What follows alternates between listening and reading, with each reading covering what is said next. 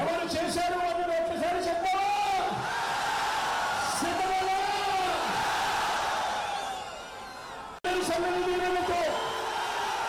మీ బిడ్డ ప్రమాణ స్వీకారం చేసేది, ఆ తర్వాత పౌరమా కొనసాగించేది విశాఖపట్నం నుంచి.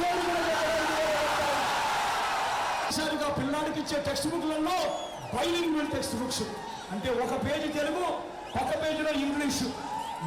అటు మోడీ గారు ఇదే చంద్రబాబు గురించి గత ఎన్నికల ముందు ఏమన్నారో ఒక్కసారి గుర్తుకు తెచ్చుకోండి అని మనందరినీ కూడా కోరుతా ఉన్నా.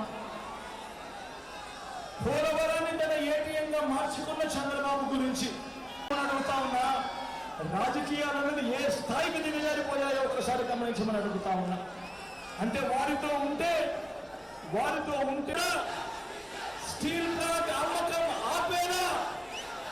ఆ బాబు దత్తపుత్రుడుగా బీజేపీల కూటమిని ఓడించి నా తమ్ముడు అమరుకు ఓటు వేసి మొత్తం దేశానికి ఒక గట్టి మెసేజ్ ఇక్కడి నుంచి పంపించండి అని కోరుతా ఉన్నా. ఇది మీరంతా కూడా చూడాలక్క అన్న. మీరందరూ ఒక్కరి ఖచ్చితంగా మాత్రం మీరు ఒక్కసారి ఖచ్చితంగా 7,612 కోట్ల రూపాయలు వ్యవసాయ రుణాల మాఫీ జరిగిందా అని అడుగుతా ఉన్నాను. అంటే 60 నెలలు ఇంటూ నెలకు 2,000 అంటే 1,20,000 రూపాయలు. చెప్పండి, వీళ్ళు ఏ ఒక్కరికైనా ఇచ్చారా అని అడుగుతా ఉన్నాను. జరిగిందా అని అడుగుతా ఉన్నాను.